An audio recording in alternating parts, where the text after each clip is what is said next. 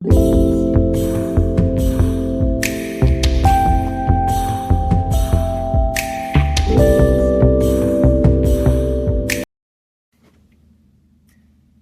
and Delaney, hello. Here's a tale of my last go-round at the college cafeteria. This could be called Job 11, or it could be the fourth segment of my second job. Either way, is the 10th episode of this video series, so it represents a small milestone for me and this project. In August of 1994, I returned to Springfield for what could have been my last year of college. However, I'd gotten fairly adept at dropping classes and changing majors over the years, so I did not enter that semester with enough upper division credits to graduate with any degree.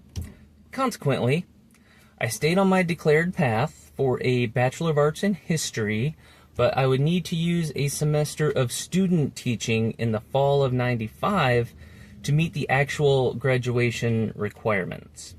So, since I had plenty of time and no real motivation to work harder, I resumed my old post of supervising the drink stations and serving up chicken strips and mashed potatoes. I'm sure many of the details that year were pretty similar to those of the previous semesters. I stayed out of the dish room this time. The only fun part about that is using the hanging spray hose anyway. I feel like they may have acquired updated cereal dispensers in the cafeteria. What really made this year different, however, was the management. My friends Joel and Darren were still student managers.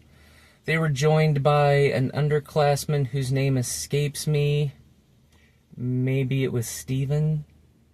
And there was a girl there who'd been there for a while, and her name had an L in it, like Ellen, Helen, Lisa, something like that.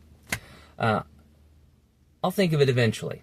And possibly after I do some more yearbook sleuthing. I glanced through earlier, inconclusive. Anyway, there was also a change in the kitchen manager. A guy named Andy became in charge of the back-of-house operations at the college.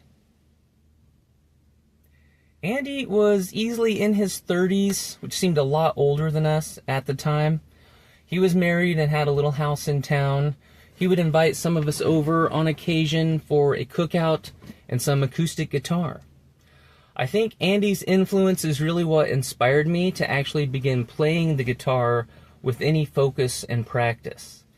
He helped me with the basic chord changes and some good starter songs that were still cool old rock songs, and encouraged me through my beginner mistakes. I remember him playing Southern Cross by Crosby, Stills, and Nash, and thinking that it sounded so cool in that setting at that time. I may have been only vaguely acquainted with the song at the time, so the melody was slightly familiar but still fresh and new to me. Andy was funny, honest, and humble, and I think we all enjoyed working with him as the boss. And there's the lesson for this episode. A good manager can make any job enjoyable. I've seen that play out both ways over the years. A simple job with good circumstances can be ruined by a lousy manager, and a difficult or undesirable job can be made exciting by having the right person in charge. Personally, I can be a good coworker, but I'm not the best manager. I get too caught up in the artistic details of a task, or the rules as laid down by a document or some other perception of authority, and find it hard not to complete things myself. And I didn't really need to be in charge. There were plenty of times when I was happy to share my opinion on how things should be operating, but I didn't want the weight of obligation to the task, nor the responsibility for other people's work resting on my own delicate shoulders.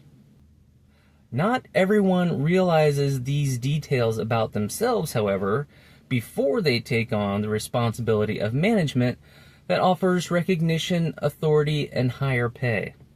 So, in jobs, we are frequently left with unprepared and ineffective management. But that's just my opinion. I may actually be the one with the problem here.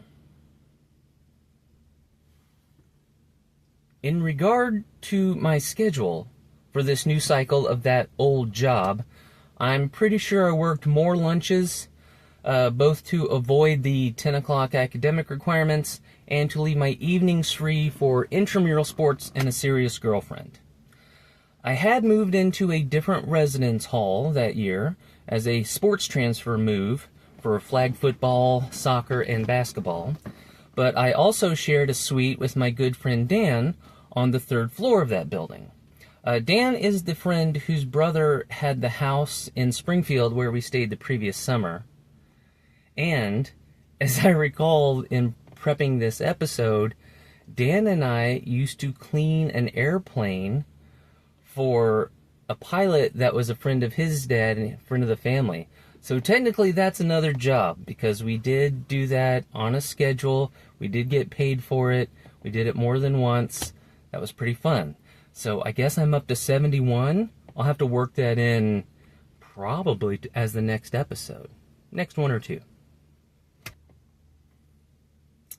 Nevertheless, after approximately 32 months on that job, I was preparing to leave for good. The best memories involve the people and replay in my head as scenes of laughing or talking and sometimes singing. Given the time period of my life, late adolescence, and the setting, college, a recurrent theme has been, I could have done this or I should have done that. But so much time has passed in my life now that I consider this just the way my path was intended to go. Perhaps I'm still not thrilled about the job and wish I had done something more glamorous or noteworthy, possibly even at a different institution. But that was the right job for me in that place at that time. It kept me safe and isolated, leaving plenty of time to lift weights and shoot free throws in the gym or to watch Fresh Prince and Back to the Future with my friends. So, I did walk the graduation line in May of 1995, and I did get married in May of 1995, and I did start living in Springfield as a permanent resident in May of 1995. Therefore, I needed to find a better job than the school cafeteria, which was closed in the summer anyway. So before May arrived, I found a position to earn a few extra dollars. Not washing airplanes, I gotta circle back on that. But I worked for a local landowner who is developing his land for sale into multiple smaller parcels out there in the country.